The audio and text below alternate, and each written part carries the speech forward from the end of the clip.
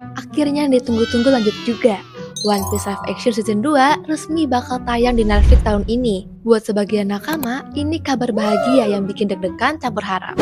Tapi buat sebagian lainnya justru bikin was-was. Soalnya nggak sedikit live action yang jeblok pas lanjut season. Dan trauma itu masih kerasa sampai sekarang kan? Pertanyaan anak sekarang cuma satu. Lanjut season ini bakal bikin kualitasnya makin naik atau justru turun pelan-pelan? Dengan karakter baru, arc yang lebih tepat, dan ekspektasi fans yang makin tinggi. One Piece live action lagi berdiri di titik krusial. Bakal jadi bukti adaptasi anime yang konsisten. Atau malah jadi contoh lain kalau harusnya cukup satu season aja. Hai Sources, selamat datang di channel Click Search. Dan sekarang kita berada di segmen LMD, Let's Movie Discussion. Segmen di mana kita selalu membahas hal-hal seputar berita film, mulai dari review, bedah trailer, ataupun diskusi masalah di industri perfilman. Oke, jadi di segmen kali ini, Search mau bahas serba-serbi rangkuman One Piece Season 2 yang bakal tayang tahun ini. Ada apa aja ya yang kita tunggu-tunggu? Yuk langsung aja kita bedah semua trailernya. Jadi Sources, Netflix sudah resmi ngerilis trailer dan teaser One Piece Live Action Season 2 yang berjudul One Piece Into the Grand Line. Total ada 3 teaser yang memperlihatkan petualangan kru topi jerami makin serius dan gelap dari musim pertama. Dari trailer ini, fans langsung bisa lihat bahwa skala konflik naik drastis. Luffy, Zoro, Nami, Sanji, dan Usopp bakal menghadapi ancaman baru yang jauh lebih berbahaya dari sebelumnya, yaitu Baroque Works, sebuah organisasi pembunuh bayaran yang penuh karakter antagonis unik dan licik.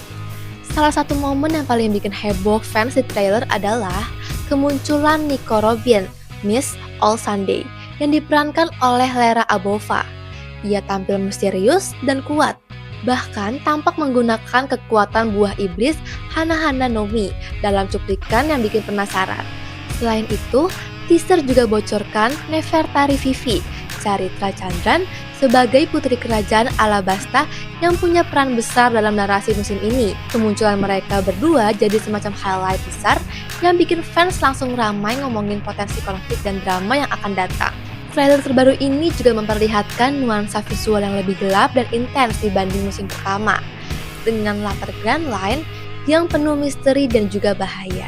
Ada adegan-adegan di mana ancaman terhadap kru topi jerami benar-benar terasa nyata, dari aksi licik Baroque Works sampai interaksi yang bikin kita merinding sekaligus penasaran. Selain itu, teaser-teaser sebelumnya juga sempat bocorin easter egg kecil yang manga atau anime pasti notice, seperti desain set tone yang ikonik hingga beberapa simbol yang setia pada sumber aslinya One Piece. Ini bikin trailer terasa seperti love letter buat fans lama sambil tetap ramah buat penonton baru yang belum baca manga atau nonton animenya. Di season 2 ini rencananya Netflix akan membawa kru topi jerami memasuki Grand Line. Arc-nya akan meliputi Lake Town Arc, Whiskey Peak, Little Garden, dan puncaknya di Drum Island Arc. Memperkenalkan Tony Chopper dan melanjutkan perjalanan kru topi jerami memasuki Grand Line dengan fokus pada awal Arabasta Saga. Musim kedua ini dijadwalkan rilis 10 Maret 2026 dan akan terdiri dari 8 episode resmi.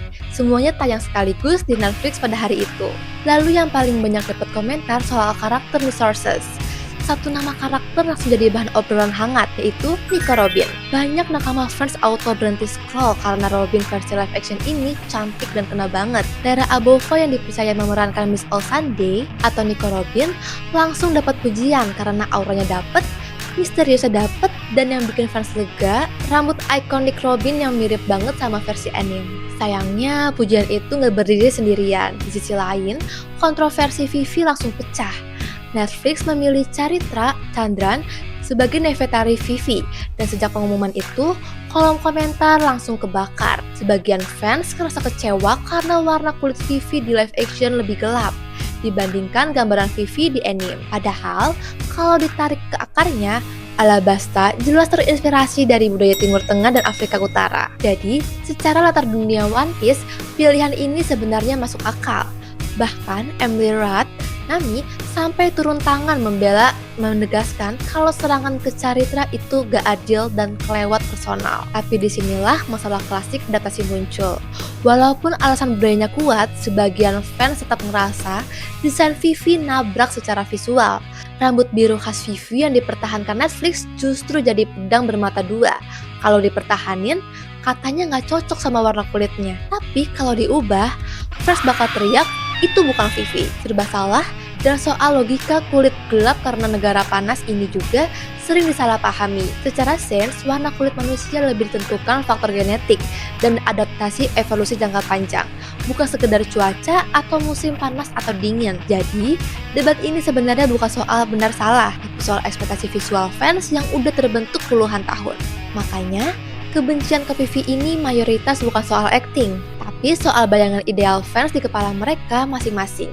Padahal di manga sendiri, warna kulit karakter One Piece gak selalu konsisten dan dunianya jelas multiras. Pendukung casting percaya Oda Sensei dan Netflix pasti punya pertimbangan matang. Dan jujur aja, masih banyak fans yang memilih nunggu.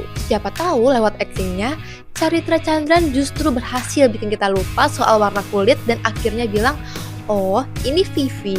Belum selesai di situ, Chopper yang sejak awal muncul lebih pertama juga ikut jadi bahan perdebatan. Begitu season 2 dikonfirmasi, fans langsung mikirin satu hal, Chopper bakal kayak gimana ya?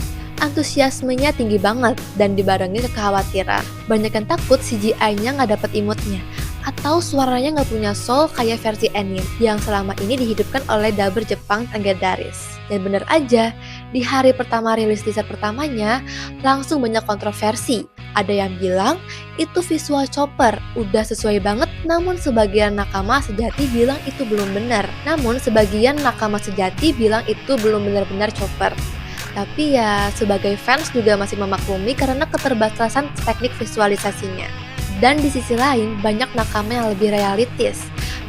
Live action itu punya batasan visual dan teknis. Selama esensi Chopper, lugu, polos, dan berhati besar masih kerasa, banyak fans siap nerima versi barunya.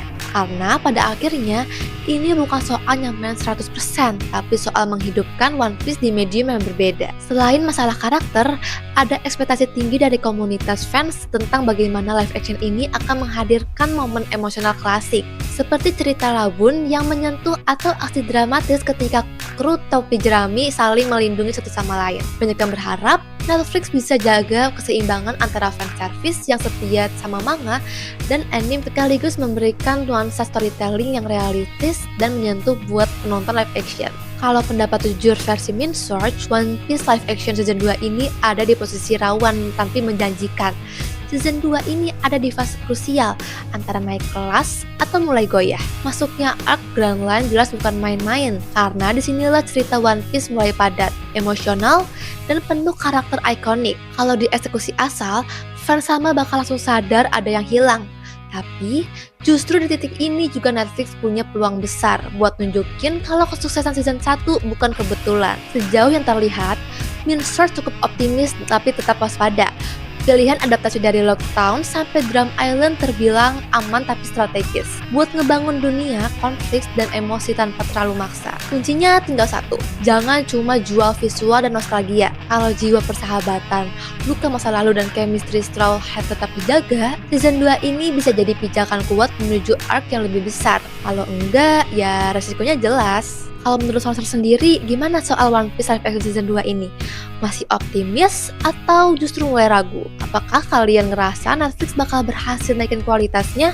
Atau malah takut ini jadi contoh adaptasi yang kepanjangan? Yuk, share pendapat kalian di kolom komentar dan diskusi bareng Minsort. Jadi jangan lupa klik lonceng supaya dapat notifikasi dan gak ketinggalan sama video-video kita ya. Follow juga sosial media kami supaya gak ketinggalan update berita dan juga konten fresh tiap harinya. See you!